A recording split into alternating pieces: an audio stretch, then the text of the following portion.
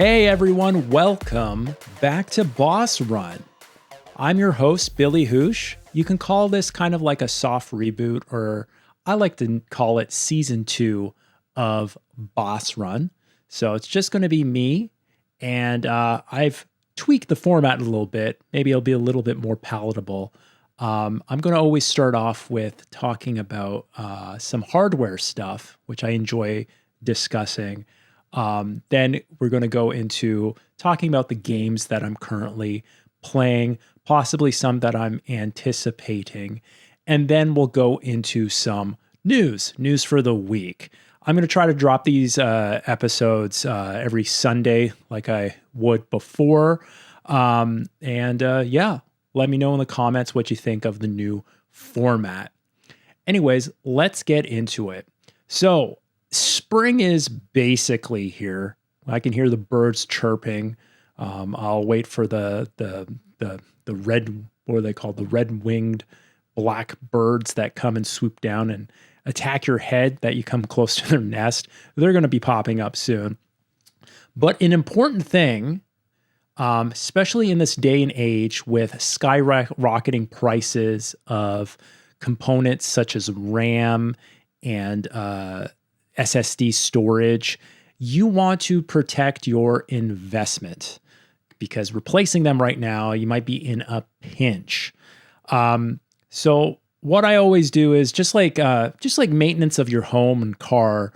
Usually every seasonal change, you want to change your filter, your furnace filter, or your car's cabin filter, basically. You want to blow out the dust from your consoles and your computer. So I highly recommend that. I always do that, maybe like 4 times a year or whenever I do change filters and stuff like that.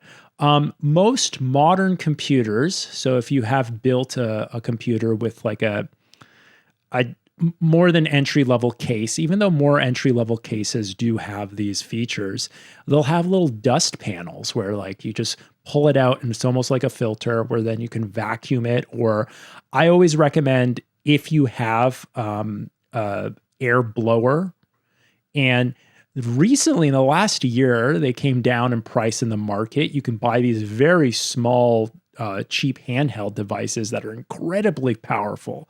I've seen people blow snow off their cars using them, but they're great to have. I have an ancient data vac. Even though it's called a data vac, it's a duster. It just blows air, and it saves you lots of money in the long run instead of buying those compressed air cans that usually people do purchase to blow dust out of their electronics. So I once again, if you don't have a data vac or air duster, which I recommend that you invest one, you can use it on all your electronics and different applications. Dust out your consoles, dust out your PlayStation, turn the system off, unplug it. Wherever you see the vent holes, just blow out the dust. If you haven't done it in a while, you for a PlayStation 5, you can take off the panels, watch a video. PlayStation on their official YouTube page has a video of how to take out the panels, blow out the dust from that thing, and it should last you a long time, and you'll have less bugs. Your performance would be better as well because you won't have any heat or static issues in that. But yeah, I recommend doing your due diligence and maintenance, especially in a day and age where all the components are going to AI data centers and the cost for these things are tremendous. And even now with current events that are happening in the world, oil prices will start going up, and just everything will get a little bit more pricey. So why not take that time and maintain what you have so that you can spend that money on games instead of buying new hardware? But yeah, and hopefully in future, usually I have little projects and stuff like that I do, like new controllers and just weird hardware stuff I like to talk about right off the cuff at the beginning. But yeah, it's been a while since I've spoken to you about the games that I've been playing. So there's been a lot of games that I've been playing since then. However, I'm just going to go through the games that I played this year recently to completion. So the first game, and if you know me, you know I'm a big fan of the Yakuza series, or Like a Dragon. I think, what was it? I'm trying to remember the release date. Maybe it was February, top of February. Yakuza 3 Kiwami and Dark Ties came out. So basically, the Kiwami series are remakes of the original Yakuza games. They're usually extensive remakes. They're not remasters. So remaster would just be slightly upscaling the graphics and tweaking things slightly so it runs on modern hardware. The Kiwami series, they are substantial. So it's a complete overhaul of the graphics, and sometimes it's on the newer game engine. So it runs better, plays better. Gameplay has been tweaked, added to, and also a lot of story has been added. And in some cases, which is part of the controversy of this game, is some stuff gets retconned in these series as well. But I just want to there was a lot of controversy about this game when it was coming out, and I didn't understand why exactly. Besides, like, the usual thing is, like, people roll their eyes when it's like a remake, right? We usually associate remakes with a safe bet, or like a very low cost for the publisher way of flipping assets and milking more money out of fans. But in this case, there was some legitimate controversy. So I'm going to read this little blurb here. The launch of Yakuza Kiwami 3 and Dark Ties. And the reason why it's called Dark Ties as well, the game, and this is good because the original Yakuza 3 game, when it came out close to the launch of the PlayStation 3. And the big deal about Yakuza 3 when it came out in what was that, like 2006 was it, or 2007? I don't remember. But when it came out, that was the first Yakuza game for PlayStation 3. So the big deal was this is the first like full HD 1080p Yakuza, right? So like the graphics were all like a big deal. And wow, I believe it was on a newer engine as well. The game was short. The game was very short. It started off with a very different setting. Kiryu was in Okinawa, I believe. I hope I got that right. I'm pretty sure Okinawa, yeah. The more like Hawaiian tropical part of Japan. And yeah, Okinawa. And at the orphanage, right? Maybe that was a spoiler. It was a big deal at the time. It was like, wow, this is so different. But the game was short. It was a shorter title. And I'm guessing it was because of like the time they had to spend for like the technology to get this new engine up and running on the PlayStation 3's like wacky CPU architecture, the cell processor. That was the biggest problem during the time. A lot of developers had trouble trying to figure out how to like get games running on this thing because it wasn't the same as like an x86, like a PC. So you had to use like the development kit from Sony and figure out how to like get your games running on this thing. So that's why the game was short. So I understand why the remake would also include, which essentially would be like a DLC. It reminds me of when like Judgment had that Kato Files DLC. Judgment is like a spin-off series that doesn't exist anymore that the Yakuza team would make, where you play as a different character and see their slice of the story. So in this one, you play as one of the antagonists from Yakuza 3 and see basically how his story came about, how he got involved with the Japanese underworld, the mafia. So you play as this character called Mine, and he has different fighting styles and stuff like that. And it's the size of like a paid DLC that they included, which makes sense. Anyways, like before the game came out, there was a lot of controversy about RGG Studios. That's a studio that makes Yakuza. and like this controversy was like dragging the game down, as in like there was lots of bad ratings put on Steam, like some of the lowest ratings in the entire franchise. Now the core of the outrage around this game stemmed from the studio casting an actor. So that was Teruyuki Kagawa, and he was the antagonist Go Hamazaki. If you know Farsi, I'm Persian, I'm Iranian. You'll laugh whenever you hear the name Go. Despite Kagagawa, so this is what happened. Kagagawa, this actor who plays his likeness and voiceover, is one of the main bad guys in Yakuza 3. He admitted to sexual assault in 2022. So apparently he assaulted a sex worker, a hostess.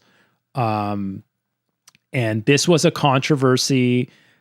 He wasn't convicted of anything, but this backlash, it basically, like there was like a campaign basically going on the internet, like the hashtag. What was it? It was like, I'm trying to remember. There was like, yeah, a whole hashtag movement going to try to cancel the game and get them to recast this character, which is pretty crazy, trying to recast the character right at the last minute. Like, obviously that's not going to happen. But fans remember, or they kind of say it was kind of like hypocritical because, it was remove Kagawa was the hashtag. There was petitions for it. They saw it kind of like hypocritical because there was a controversy with one of the Judgment characters bad guys that they recasted in the game. Was it Judgment, I think? Or I think maybe it was one of the other Yakuza games, because that guy got convicted for cocaine use. So that's what they were calling for it. And there was like a big cancellation campaign for it. And then people were trying to like say like, oh, once again, bringing in the thing that, oh, this is going to be another cheap remake, or like you're retconning all the story and all this kind of stuff. So like it almost like everything came to a peak where people were like fatigued with the series, but then they also wanted to just take down this like popular game series. I don't like, for me personally, I don't remember the details of any of the Yakuza stories, even though I love the series. I just know the basic overarching stories. So for me, the retcon, especially if you retcon just the Kiwami series a bit, that's fine. Like, that's fine, especially if it fixes the pacing or it sets it up for additional games in the future. Yeah, no problem. I don't think anyone really played, like, I'm the guy who played the games like in like when PlayStation 2 came out, and all, not PlayStation 2 came out, but during the PlayStation 2 era and PS3 era. I don't remember those games. I remember I enjoyed them. And yeah, honestly, I would want to play something with like tons of new content to it. So I was open-minded towards that. Obviously, like any sort of sexual assault is absolutely terrible. And like, yeah, it would have been great, sure, if they recasted the guy or fired him or what have you. But like, I can also see like at the last minute switching that stuff, like that's downright impossible. And yeah, people have the right to, for sure, vote with their wallet or what have you. Regardless of that, I did buy the game and I quite enjoyed it. I enjoyed it quite a bit. It was great. I played the first part with Kiryu. They added a ton to it. He has a new fighting style in the game. They extended it. Graphics were great. I played it on the PlayStation 5 Pro. And yeah, I enjoyed it quite a bit. There's a demo that you could play. I first played the demo just to see if people were right that it was like a downgrade or whatever. No, game played fine to me. Played like another Yakuza game. Everything they added, I enjoyed. All the mini games, such as you have to like manage a all-girl biker gang, was pretty fun, pretty funny. And the other mini game of like basically running an orphanage and like helping the kids and building a bond with them. I thought it was really sweet. I really enjoyed that game. I really enjoyed the initial Akiru part of it. I was looking forward to the Mine part of it because in the demo you get to play his new fighting style, and I thought his fighting style was awesome. It looked awesome too, especially if you have like a HDR display, all like the typical Sega like rich blue colors and reds and stuff like that. It just like really popped. It was really, really fun to play. Mine's part of the game was just like a bunch of side stories, like the little submissions. That's all it was. It was okay, but it was a DLC. Like that was like a $15, $20 DLC, which is fine. It was just like weird that it was double billing. Like it's from the way that they marketed it, it seemed like it would have been like a more substantial, like bigger chunk of a game. But it was still fine. It was really like in the recent years, if you're a trophy hunter and you like to get platinums, it's an easy platinum. So I finished that game to completion and I enjoyed it. It was just like another Yakuza game. It was fine. I hear people that are kind of tired of like a new Yakuza game every year to the point that it's almost like a Call of Duty or Madden franchise. I hear that and I can see that, yeah, it'd be easier to pump out these games. They're probably pumping out these titles while they're working on the larger titles that the studio's cooking up. So, what's it called? Stranger Than Heaven. It used to be called Project Century. That's their big, like, spiritual successor to the franchise, to the Yakuza franchise, which I'm hoping at the Tokyo Game Show in September we'll be hearing more about, especially like a release date or whatnot. And that's like, it was called Project Century because from I believe the game plays out in different centuries, different points of time in Japan. I believe it's like pre-war Japan, post-war Japan, like 30s, 40s, 50s, something like that. And it looks like a big, like they use the Dragon engine is the name of the engine that they use. It looks like a big overhaul or upgrade of that gaming engine from the footage that we've seen. So I'm pretty excited to learn more about that. The team is also working on a brand new Virtua Fighter game. So, and I'm guessing that's on the same game engine. So like there's these two major titles that are outside of the Yakuza series. And even the current director of the studio said that like this is probably like the last Yakuza game for a while. And it's definitely the last like Kiwami like remake game. So yeah. Overall, I thought the game was great. I enjoyed it quite a bit. I think I put like 30 hours into it, 30 or 40 hours to do a full completion. I played a little bit more and completed more past what you need for the trophy. And yeah, no, I enjoyed that game quite a bit.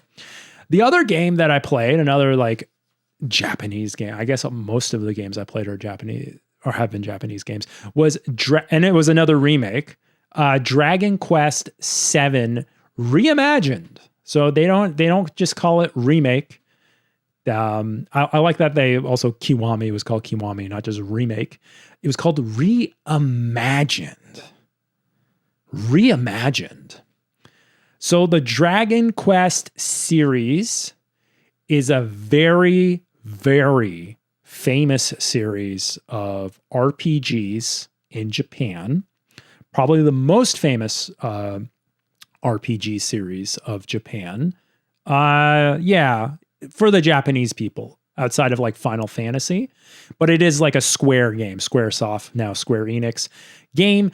Dragon Quest is like famous because like even back in the day, there was this, I don't know if it was an urban legend or it was true or not, but like they had to change the release dates of games like Dragon Quest games because like people would skip school and work to just play these games. The Dragon Quest games are inspired by like Dungeons and Dragons. Like it essentially is Dungeons and Dragons and like Western tabletop RPGs, and also a lot of like the wizardry games from PC. Those are huge. Those were huge in Japan and inspired a lot of Japanese game developers in the 80s and 90s. So yeah, Dragon Quest VII Reimagined. The big deal about that was like the art design is very different from what Square has been doing with their remakes. Square has been like using this like 2D 3D style for a lot of their remakes, and even like their newer JRPG games like Octopath Traveler and whatnot, where the characters would be these like 2D sprites. They look like Super Nintendo characters, but in like a 3D world using Unreal Engine. So it's this really unique art style. It is kind of cool because it's kind of kitschy. It kind of like, it's like the past and the present brought together in this like nostalgia bait kind of style. In this one though, they didn't go for that. It was still like an Unreal Engine game. But they made the character, like first they made the main characters using like block puppets, wooden puppets. And they remind me of like, I don't know if anyone like is into like stop animation and puppets, and especially like ancient ones, but like George Pal's Puppetoons. So George Pal, he like inspired Jim Henson and stuff like that. I think he's a Dutch puppeteer from like the 50s, I want to say, maybe the 50s, but like he like Gumby and like all before that, they were like basically all the puppets, the stop animation puppets are like carved into like wood, and they're these like wooden like blocks that has a very distinct look to it, almost like marionettes, I would say, like the wooden marionettes, and it looks really cool. And then they render it in 3D, and then they have like really good like textures to their clothes and stuff that it just looks like toys. And it is from that isometric like top-down view, but then sometimes the camera goes up close. So it has a very like distinct art style to it. It's like you're playing a tabletop like toy kind of like a Warhammer kind of deal, but it's like in the Dragon Quest series, which the Dragon Quest characters were designed by the same guy that I can't remember the artist's name, very, very famous, Akira something, the guy who made Dragon Ball Z. So it's that Dragon Ball Z style of anime looking characters. Anyways, it's a typical JRPG, quite a bit of grinding in this thing. So once again, this one has a demo to it. I played this on my Steam Deck. Okay, so I had the Steam version of it, and I played it on my Steam Deck, my portable handheld thing. And I do recommend, like, I like these kind of RPGs, turn-based RPGs. They just feel right on a portable device. So, like, I do recommend if you have a Steam Deck or if you have like a Switch 2, that would be a fun place to play the game, especially for like how long this game is. Oh my God. And apparently this people had backlash against this title because apparently the original game that came out, I don't know if it came out on PlayStation 2. I know they like remade it. No, they remastered it on like DS, I think. The original game was longer than this. So, and that was like the criticism around this title, was that it was too long. And they cut stuff down and streamlined it in this reimagined version. Oh my God, how long was that? This game took me like 60, 70 hours to do it. And like after like the second act, so like it just started to drag. It was too much for me. Like I played the demo and that sold me. This game wasn't even on my radar, but there was a Steam demo, so I tried it out. There's a demo on all the systems, I believe. And I liked like they let you play like 10 hours of it in the demo, and the save carries over. And I think that's a really good trend. I hope like more games do that, because not only does it like really let you know if you want to play this game, if you want to buy this game, but also like it kind of does get its hooks into you that you would then probably want to buy the game. So it's like a win-win scenario for both sides of the equation. But yeah, like some of the stuff like felt like literal copy and paste. Like like some of like the NPCs and stuff, it was like they designed maybe 10 different NPCs, and in each world and like village, it was just the same. It was the same NPCs. The voice acting was great. This is the first, well, not the first, but this is one of the Japanese games that I actually played using the English voiceover dub, because it was really well done. All the different worlds you would go to, they all had different like European or Middle Eastern accents to highlight like the I guess like the terrain, the type of setting that they're in and what have you. So that was really cool. I thought the voice acting was great, especially like, and all the characters and stuff, the main characters and stuff, they had good voice acting, but I would say the game dragged. It was very repetitive, but especially like near the end, I didn't think the boss was as bad as Metaphor. Metaphor was a great game. That didn't drag until just like the final stretch, the boss run. The boss run of that game, it was so cheap and brutal and like just like a grind fest. Like I did not like it. But yeah, I mean, like after this, I think I'm going to take a break from JRPGs. I kind of like more action to it. So like if it's a Japanese RPG or a Korean, like KRPGs are pretty sweet. I'm very much looking forward to Crimson Desert. It's getting a lot of hype, this game coming out. The turn-based is getting monotonous. It kind of makes me miss the Like a Dragon turn-based games, because those were very fun. They were charming enough that you would play it, and the variety and the enemy design was appreciated. So yeah, I didn't enjoy this as much as Kiwami 3, but it was okay. I would say it's an easy JRPG for diehard turn-based players. That's what I would say for that. Next up, a game that I freshly finished, which I thought was fantastic, was the latest Resident Evil game, Resident Evil Requiem. That game was, it's like, it seems like these days, it's not as often that we get these true AAA blockbuster titles. And I understand why, because like publishers don't want to take the risk of like once again, like it's still a sequel, right? Like it's not a new IP, but at least it's not a remake. And like Resident Evil has been just going through tons of remakes. This was a brand new game.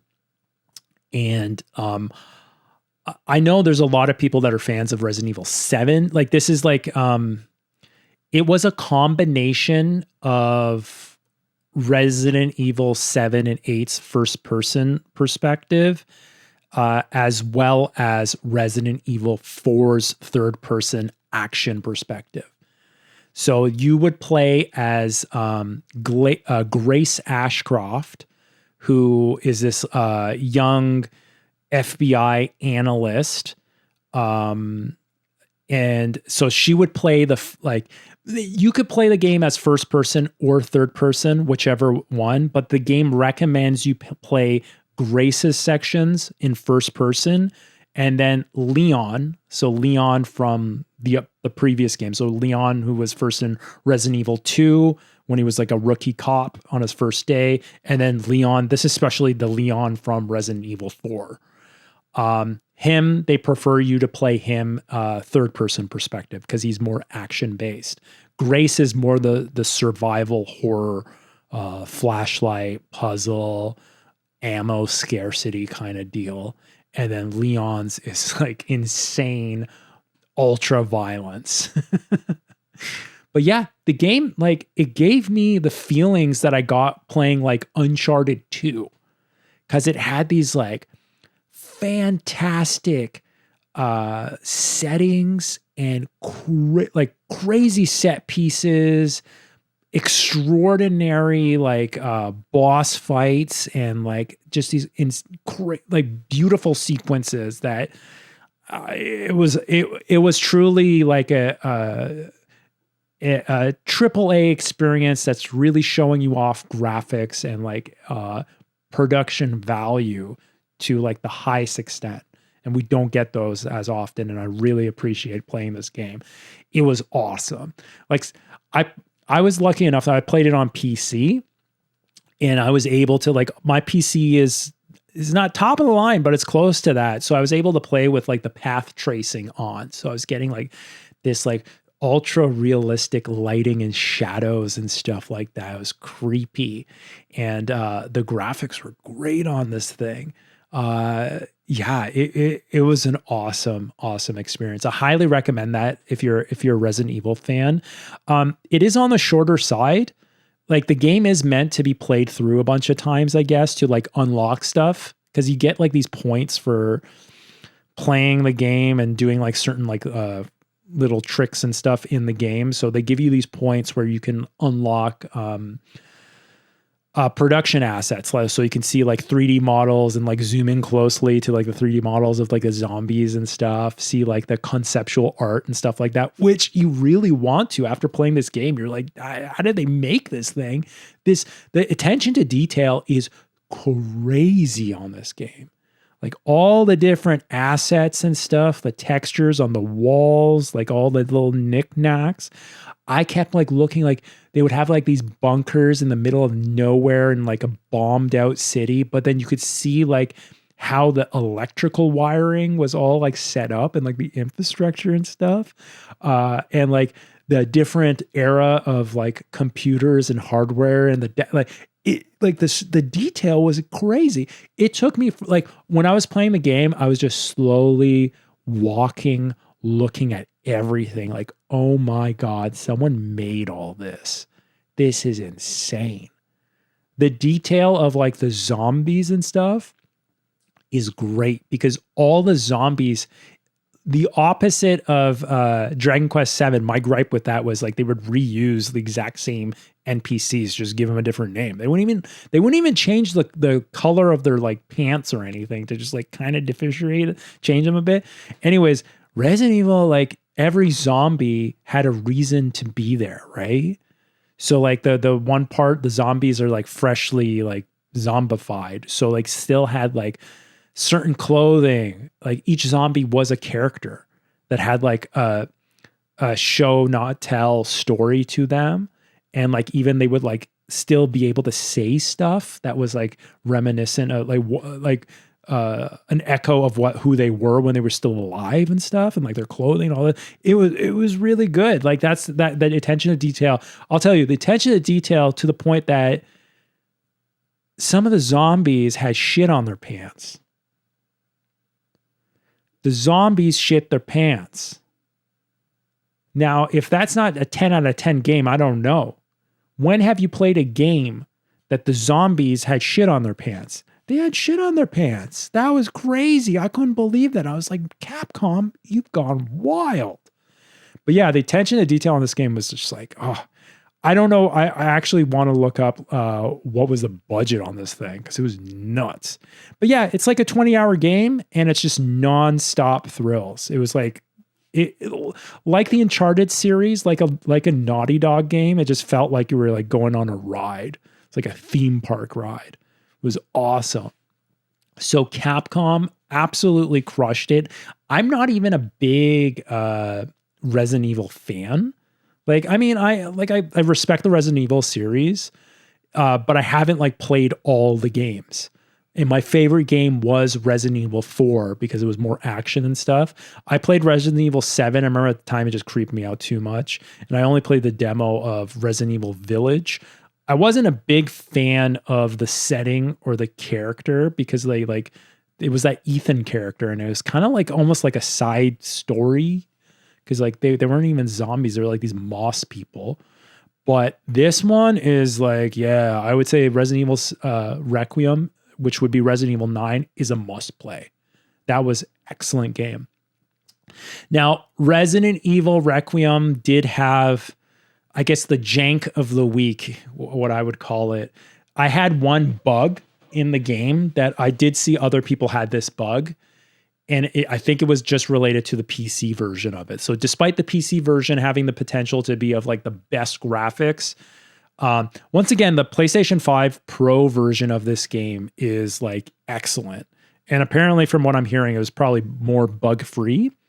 And that's a good thing about having a closed platform, because like they can just spend time. They know that the PlayStation version is going to be the most sold version of the game, even though I think the PC version did do well. They would focus on optimizing and patching that and making sure that works the best. But I heard the PlayStation 5 Pro version of it uses like it was the first game to use the latest upscaling to make the graphics like extra great on it. So I recommend the PlayStation 5 Pro version. But yeah, playing the Steam version, I did experience two bugs that were very similar. They were only with like Leon's parts where like you had to trigger something with a button prompt. So like it was like a major trigger where it'd be like a detonator or something like an elevator button that would take you to the next level, the next sequence. There was two instances where I would go close to it and like where I had to press A to initiate that sequence, the A would just like flicker. The button prompt would flicker, and I kept like pressing the A, and it wouldn't like register my A button. I was like, what is going on? And then I went on the internet and I saw there was other people who had the Steam version of it and were experiencing the same bug. They put out one patch and it still didn't fix it. I had to hack the game to be able to get past that.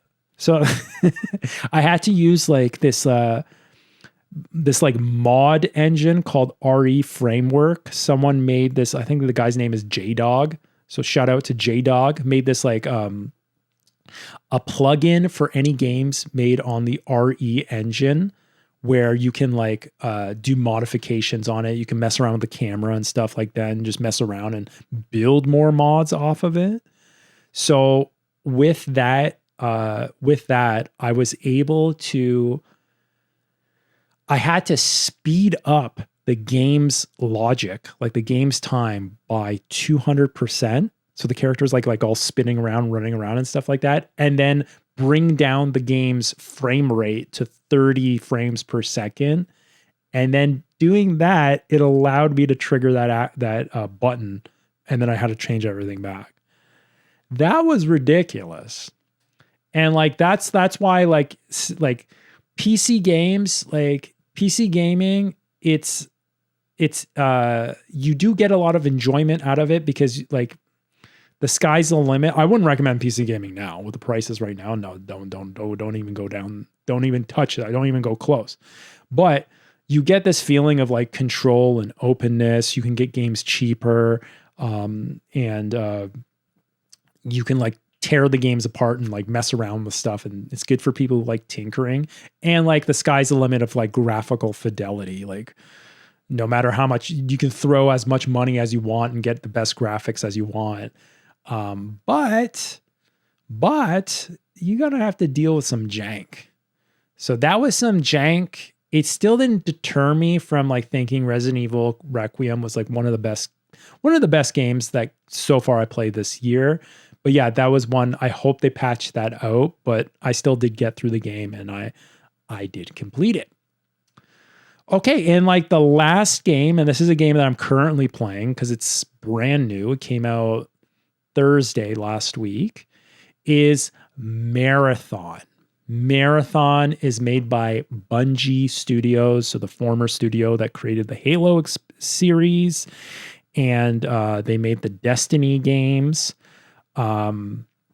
They put out a game called Marathon, which is, I guess, like a sequel to like these old Mac games that inspired the Halo series called the same name, Marathon. And this is like a Sony game. It's a Sony published game. Bungie is owned by Sony. It is a Sony studio now, but the game did come out for PC, PlayStation, of course, and it's out on Xbox as well. It is online only. It's a shooter game. It's an online game. This genre is called Extraction. It's an extraction shooter game. So what does that mean? So extraction shooter games, if you're familiar with, the last big one is Arc Raiders. So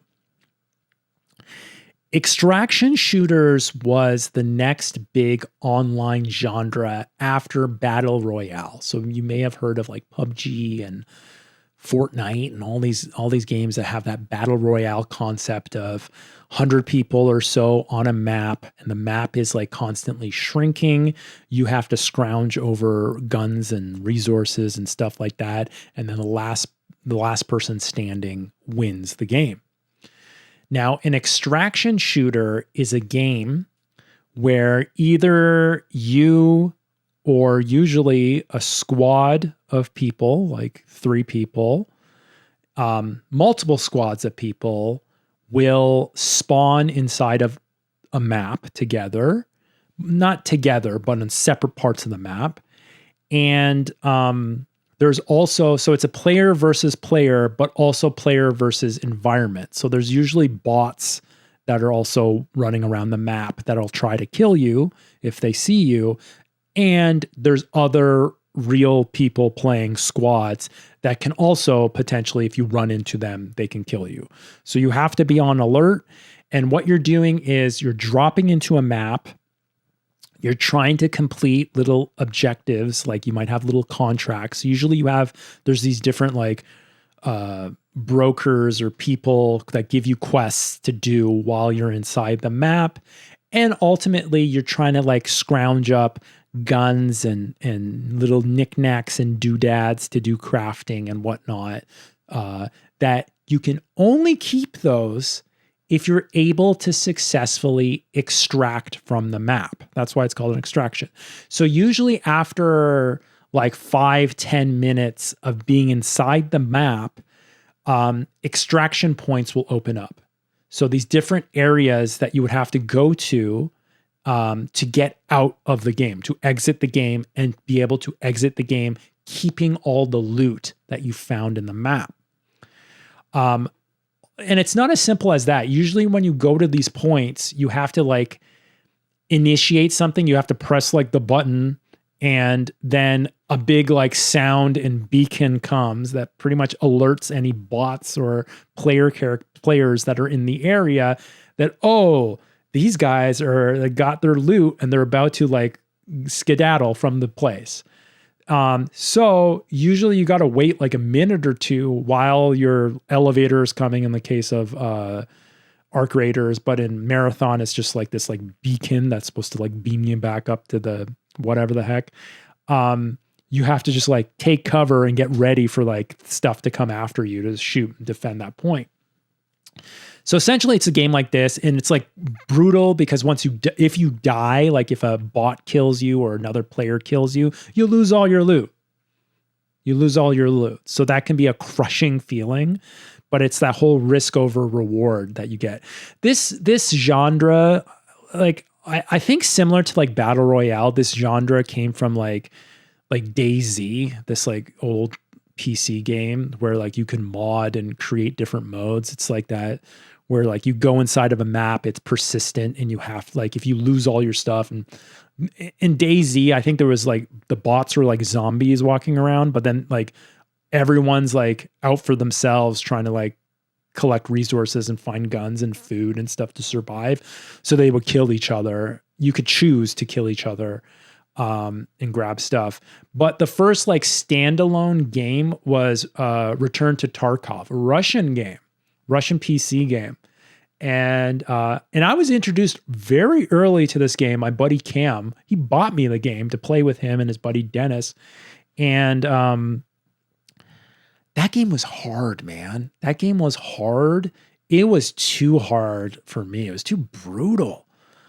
Figuring out all the different, like, cause you had to like build your loadout And then it would take like, honestly, it would take like 10, 15 minutes to just load into the game. And then once you're loaded into the game, like after like 2-3 minutes, you could get killed and then you lose everything and then you have to like restart. So it was just like, what am I doing?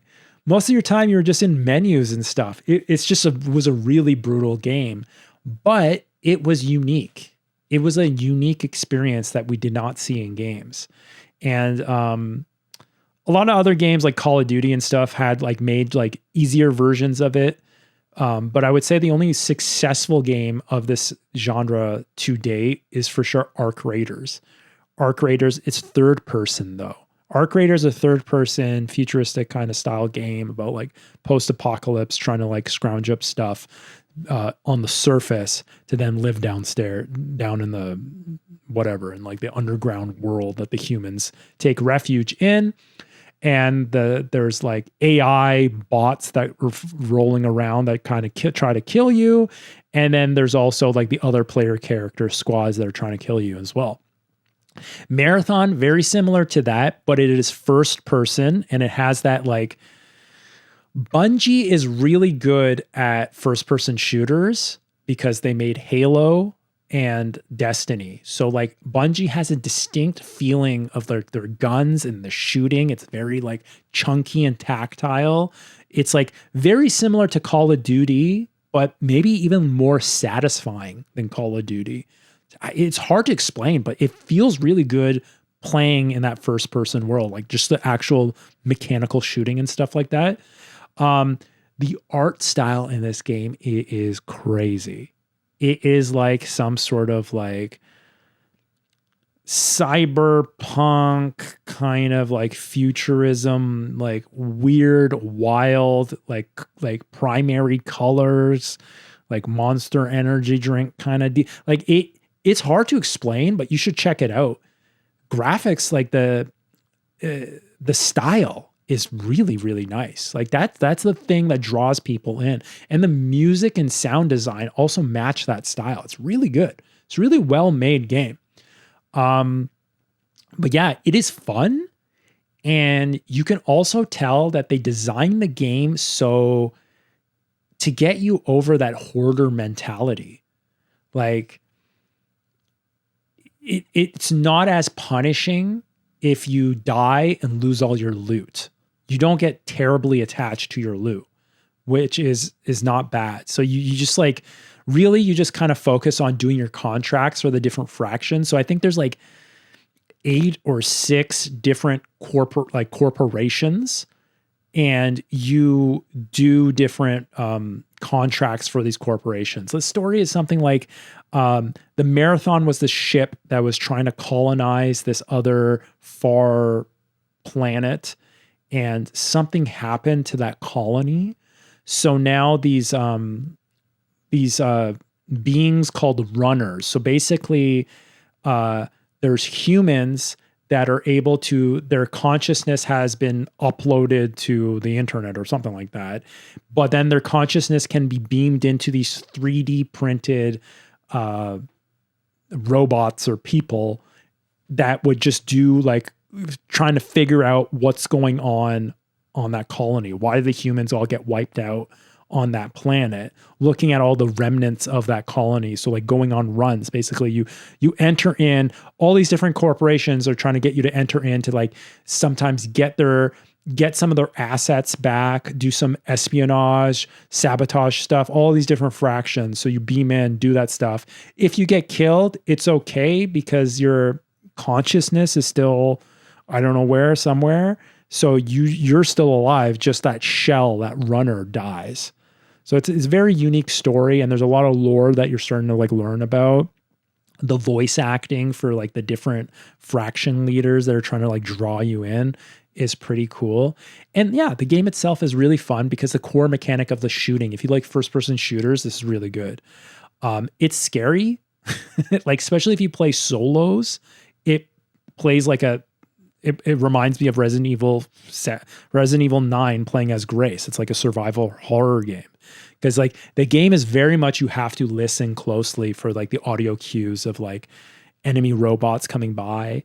if the enemy robots are like in aggro mode. So like then like they'll start making this like weird squealing noise, and you know that another human player triggered them, so they're going to be close by, listening for footsteps and stuff like that.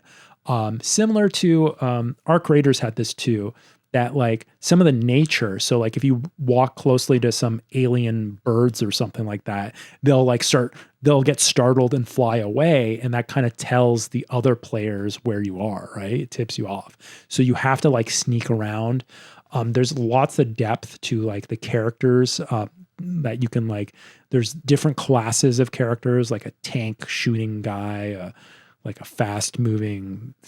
I've been just playing as a tank shooting guy. I'm still early in the game. Like I'm still under 10 hours of playing this game. It's brand new, but it's got its hooks in me more than Arc Raiders. And Arc Raiders was the most I played of an extraction shooter. So I can see myself playing Marathon a lot more. And I think for sure, the two things that have me hooked on this game compared to Arc Raiders is definitely the presentation. The style is very distinct. And because it's a first-person shooter, which I'm comfortable playing first-person shooter more than third-person.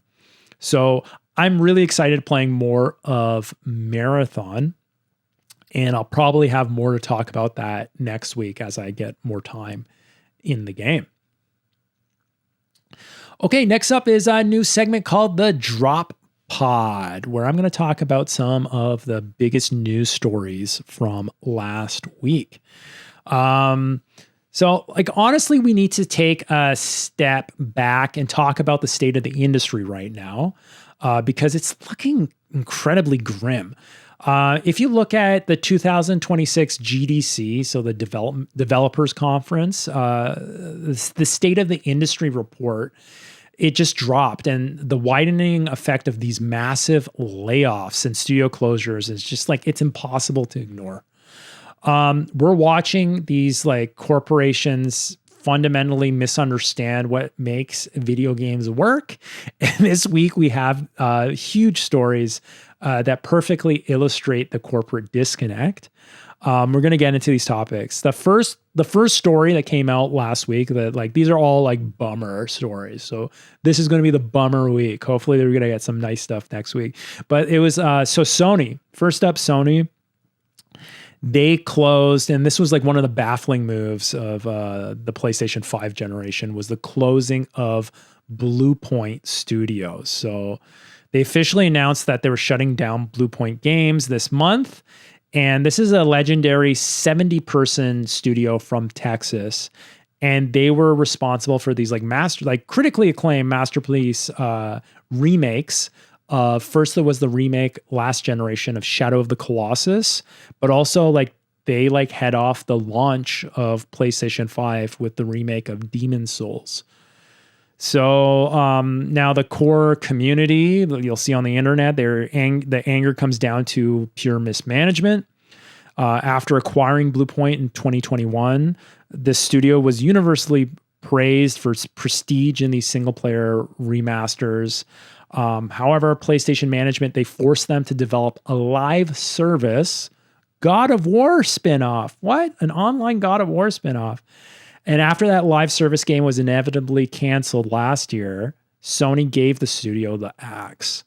So PlayStation leadership is blaming the rising development costs and the challenging industrial environment, completely ignoring the fact that it was their own disastrous push into the live service market that doomed the studio.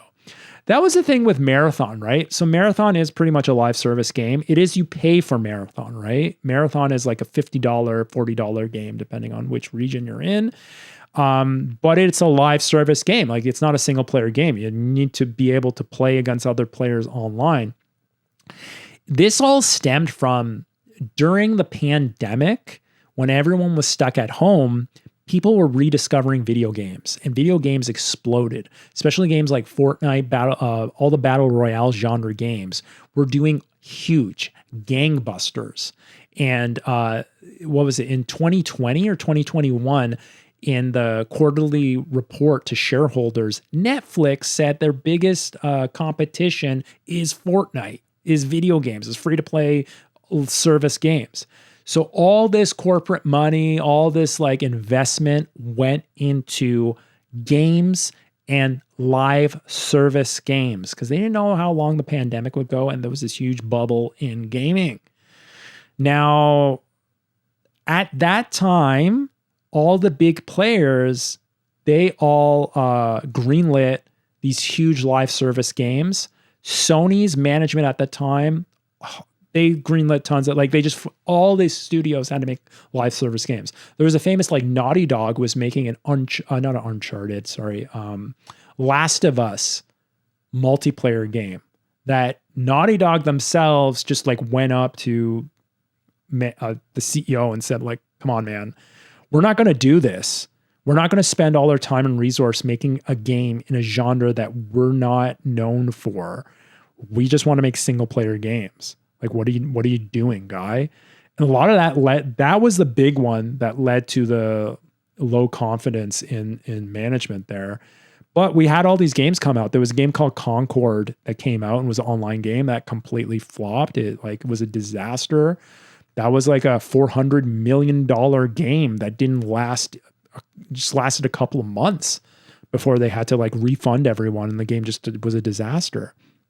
That was a live service game that you had to pay for, like Marathon.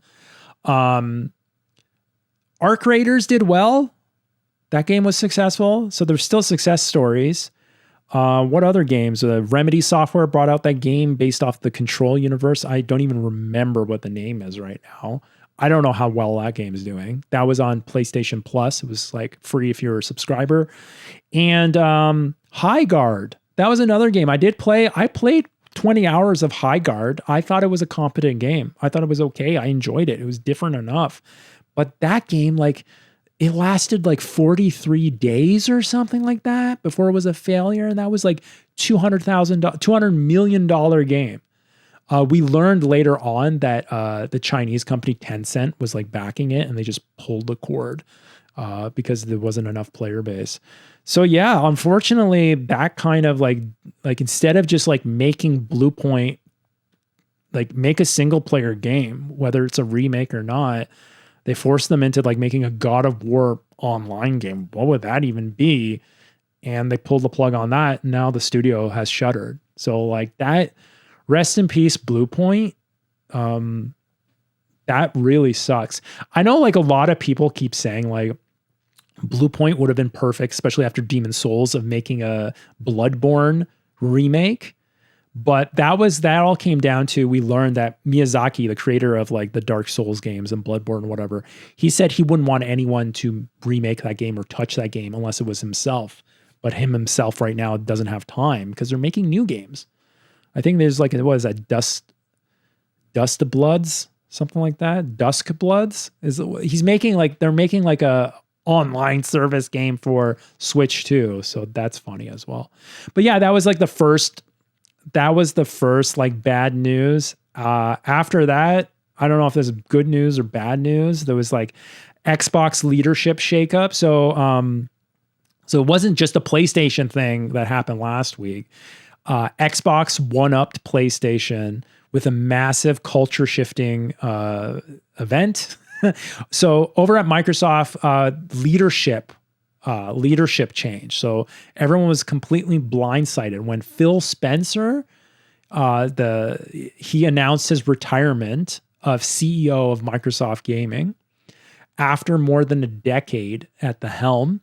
Alongside Phil's departure, ex-president Sarah Bond, who many assumed was going to be like the next Phil Spencer to take his place, she also at the same time abruptly resigned. So what is going on at Microsoft? But the real bombshell is who Microsoft chose to take up the reins. And that is Asha Sharma. Asha Sharma is a former head of Microsoft's core AI division.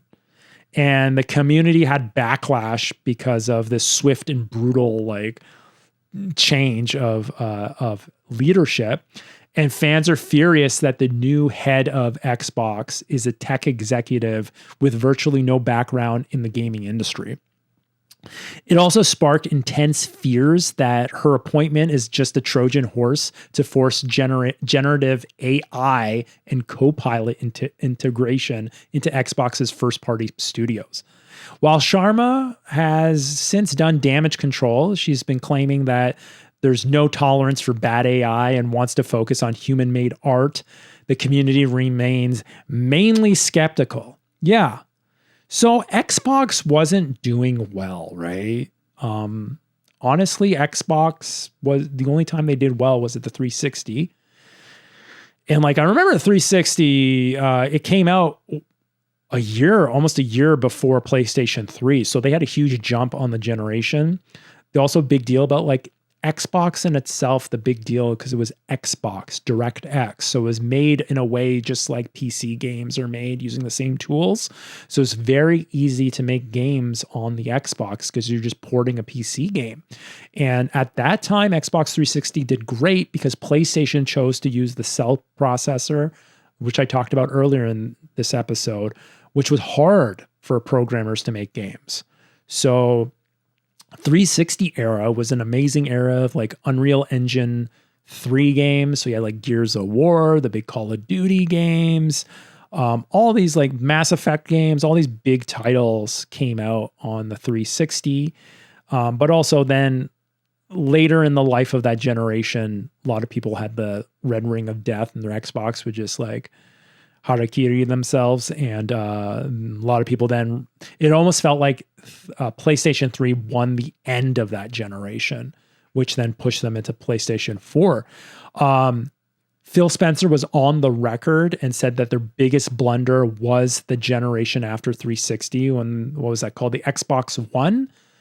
And it was the Xbox One versus the PlayStation 4.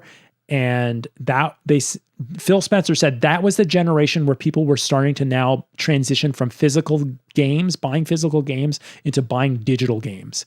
And more people started to like get into like these subscription services where they would give you digital titles that you had license to that digital game as long as you were a subscriber. So that was the generation that people were building their digital library, and that would be the reason that you would stick to a certain platform because of that. So PlayStation 4 won that generation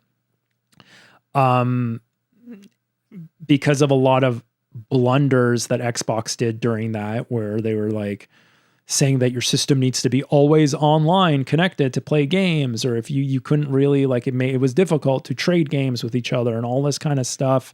It wasn't consumer friendly, and PlayStation won that generation, and that led into PlayStation 5, where they just completely, in sales alone, they decimated to the point that like Xbox, like PlayStation has no competition. They're just like a runaway hit.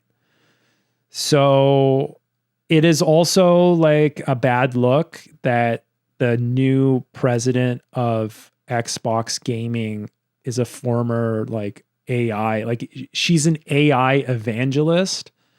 And like there's all these like old podcasts of her talking about how wonderful AI is, and gamers don't like AI, not just because of like the whole aspect of AI slop that you're getting, like generative AI put into video games and people feel like that's like low effort money grab. The other major thing is, well, like ChatGPT, what is it? OpenAI bought up all like the RAM, and like all the data centers are buying up all the components for that make like consoles and PCs. So it's like pricing out players to buy hardware to play games. So everyone like AI is the new crypto. And during crypto's boom during the pandemic, gamers did not like crypto because crypto folks would just buy tons and tons of graphics cards to mine crypto, which was also pricing out people from buying graphics card to play video games.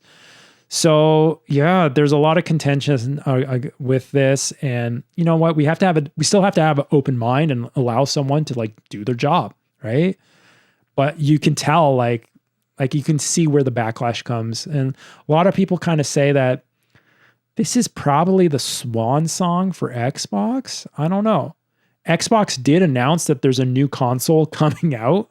I think it's called Project Halo or something like that.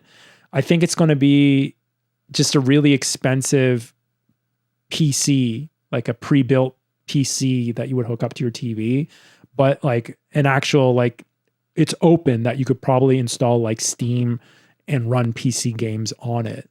So we'll see how that goes. I don't know. Like their competition would be the Steam machine, if that's still like coming out for how much. But right now, because like components are too expensive, like people might be priced out. I don't know. And that's also, once again, I wanted to reiterate, blow the dust out of your electronics. Make sure your gaming stuff works, because I guarantee that this generation is going to last a long time because people aren't going to be able to buy more hardware. And games will probably run on older hardware. Newer games will be optimized to run on older hardware because they know like that's the only way they're going to be able to sell these. But yeah, that's the unfortunate news with Xbox. I'm not an Xbox fan. I'm not a huge like I've always been like Sony and Sony, PC, Nintendo. That's been me. Like I like to play my Western games on my PC and my Eastern games on my PlayStation and Switch. Even though that's like whatever, that doesn't even make sense these days since these companies are all multinational corporations. But that's how I always have rolled. Like instead of a Xbox, I'd rather just have a PC.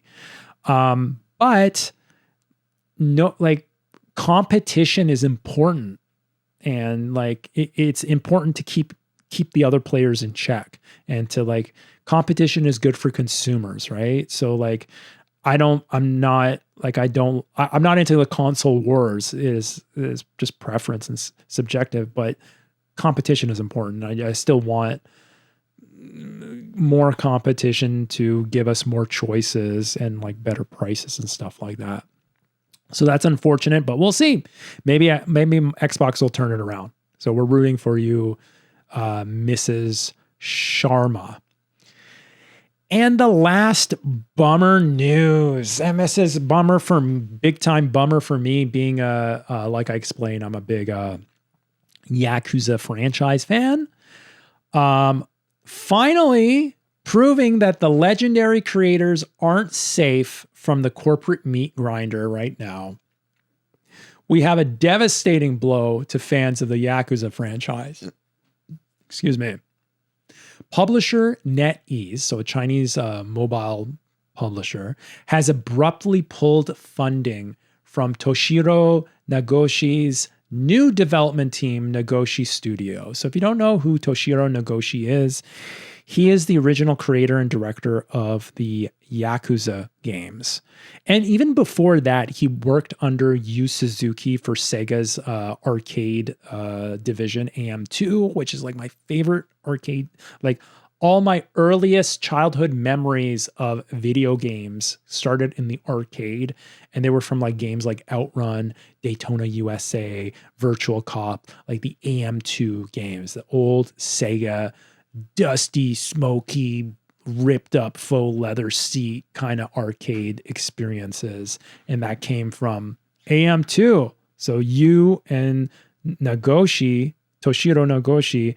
Anyways, Toshihiro Nagoshi, he was the guy that like he created the Yakuza series and he had to champion it. He went to Sega and he's like, I want to make games that a market that's been completely neglected, because like all the Japanese studios were just focusing on making games for American young boys. So he wanted to make games that were for Japanese adults. So that's what like the Yakuza series was. That it was a game that was like just this super nationalistic game for like Japanese adults. And he had to like put his whole job on the line to champion, to get like funding, to get Sega to pay for this game. And like he kept pushing it. And even like when Yakuza 5 came out, that was like canceled in the West. And like the whole community had to come together to get that game to come out. And then it finally come out. And then then that was like the tipping point after that the Yakuza series became this like worldwide, like huge franchise. Nagoshi left the studio, the Yakuza studio, after Lost Judgment. So the second Judgment game. And I told you that was like the spin-off game, because like things had to change after that. And I think that's when Sega started to like pump out games yearly. Nagoshi left because he wanted to just like make his own studio. Nagoshi, like, I like him because he's the guy who just like leaves and does his own thing. Like, he left and did his own thing for the Yakuza game during the Dreamcast era. And he was like one of the early people working on the Shenmue game under Yu Suzuki. So a lot of people see the Yakuza games as a spiritual successor of the Shenmue games from Dreamcast, which makes 100% sense, as being like a game that's like super Japanese, like realism of like trying to like experiencing this like sense of place in like a quasi open world or what have you. But he didn't like the way the game was going and like left and like did his own thing. But yeah, Nagoshi, once again, like he left to make his own series, make his own studio, which was exciting. Like, I still like the Yakuza games made by the current team, but like having another game series made by the original developer of Yakuza would have been great. So just 3 months after revealing their debut game, which was a gritty action brawler called Gang of Dragon, and it was starring the actor, Korean actor Ma Dong-suk, and this was shown at the Game Awards. NetEase informed the studio that all financial support will be cut off by May. Now, the breaking point, NetEase allegedly discovered that the game would require an additional $44.4 million to finish the development, and simply decided to walk away. So while NetEase is allowing the studio to go independent and take the game with them, Nagoshi's team has to completely buy out their own IP and assets to do so. So they can still take the game and like publish it independently, but they have to pay back all the money that they got from NetEase, which is no easy task. So Nagoshi is currently scrambling to find these new investors, but if he can't secure a massive sponsor soon, the studio will likely close and Gang of Dragon will be officially canceled. So yeah, the trailer for that game was shown at the Game Awards. It looked awesome. It did look like, it reminded me of like, yeah, it was like a Yakuza game. It was very similar to that, but it had like cars and like guns and stuff, and like it looked awesome. Like that, like I was really looking forward to that game. So I'm really sad, or I just hope he gets some sponsorship. I hope it's like Hideo Kojima when he had to leave his company, or he had to take his company, go independent. Even like for Death Stranding 2, he went to some Japanese bank and like finally found one bank that like fronted him the money to complete his game. So like, I hope people take a chance on Nagoshi. Let him put out this game. Dude made some like banger games. Like, oh, I hope someone picks this up, because like that would be a shame. But yeah, so what does this all mean for players? We're watching a terrifying trend where publishers are chasing these live service games and forcing AI executives into creative leadership roles and pulling the plug on veteran-led studios. The second budgets get tight, and budgets are getting tight. We're in like a wonky economy right now, man. It's a stark reminder of how fragile the development ecosystem really is right now. So honestly, it makes you appreciate the games that actually do make it out the door. And even when they're held together by like duct tape and broken code. Okay. So once again, like, you know, if you like games, support them if you can. Like, buy some games, dude. It's hard out there, and I just hope like we still have like some crazy games to come out the rest of this year. Like, remember, this is the year like Grand Theft Auto 6 comes out end of this year. that Wolverine game for PlayStation comes out, which I'm looking forward to. It's made by Insomniac Games, same people made the Spider-Man games. That's going to be a banger. What else is coming out? Trying to think of other games that are coming out. The one that's close, like I think March 19th, which I'm watching very closely because it's like it came out of nowhere. And this is another game that came from an Asian studio that made the bulk of their money off of mobile gaming, but now is transitioning into AAA games. So this game called Crimson Desert is this South Korean game that I'm looking forward to. It's just like this massive, from what they showed, it's just like, to everyone, it looks too good to be true. It's this massive open world, almost like, kind of like, I guess, like a scope of like an Assassin's Creed type of game, but with like deep mechanics and stuff and insane graphics because they're using their own engine. They develop their own engine. So they're not using like typically a game studio would use Unreal because it just like saves them money and time to use that. But these guys are using their own engine that's supposed to be very optimized. It runs on like lower spec PCs, but it runs on all the consoles and still has like ray tracing and all like the graphical fidelity and flair. So I'm really looking forward to that. And I want to support that. I want to support this industry. So hopefully this podcast is something that's like, I don't know, whether it gets you guys to like clean the dust, all the dead skin out of your systems and be able to play more games or like widens your scope of like trying these new games.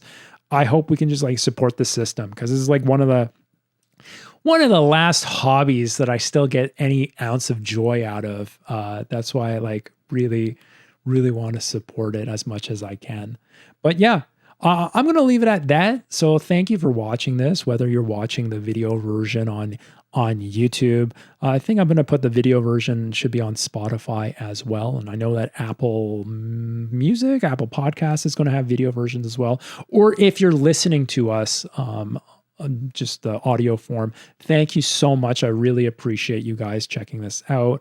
Once again, if you can do anything to interact with the content, whether it be like comments, likes, ratings, or what have you, this really does help get the podcast out there, and like it encourages me to continue making these episodes and whatnot. So I really much appreciate that.